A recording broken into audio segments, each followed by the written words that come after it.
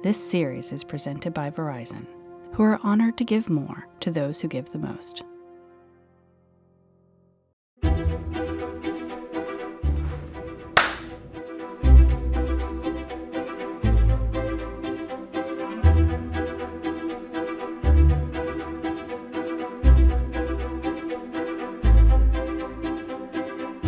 Well, you young Americans. Dear young Americans. If I had advice to give to young Americans today, I would say, the future is going to be in your hands. Dear young Americans. Find some way to serve your community and your country. Dear young American. Make sure that you are physically and mentally strong.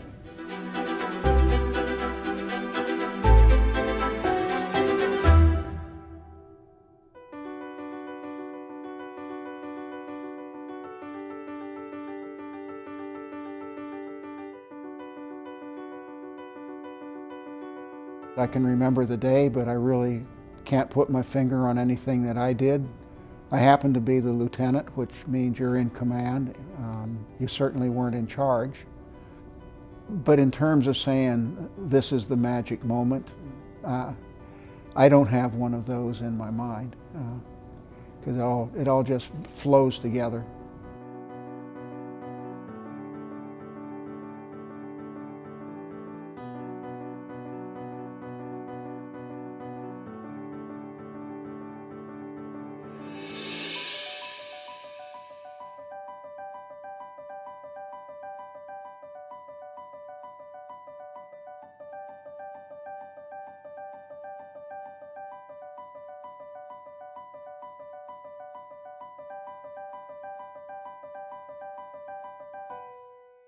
The object was to get as many people off that fire base as we could.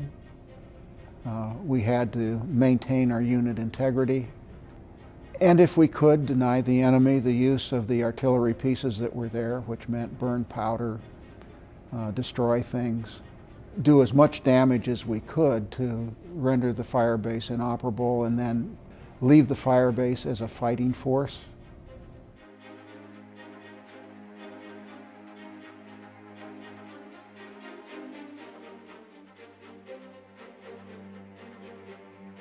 There's two different parts to my story. There's the day of the action, and then there was the next 8 days. And then you just have to keep reacting and moving and doing.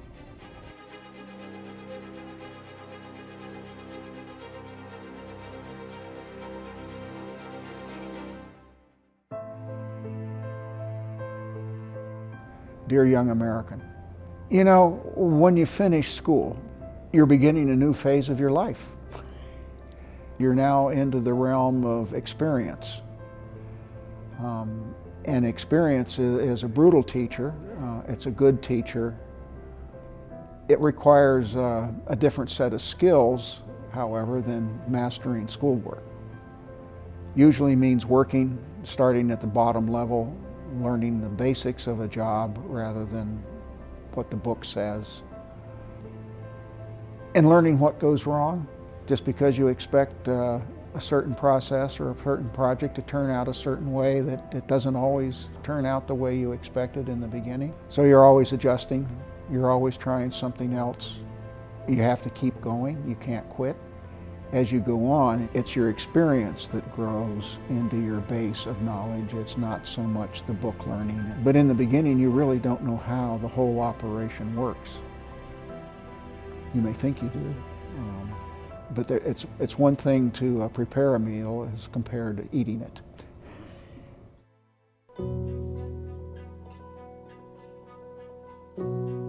The most important thing you do is say thank you. Sometimes the hardest thing to do is say thank you to your parents.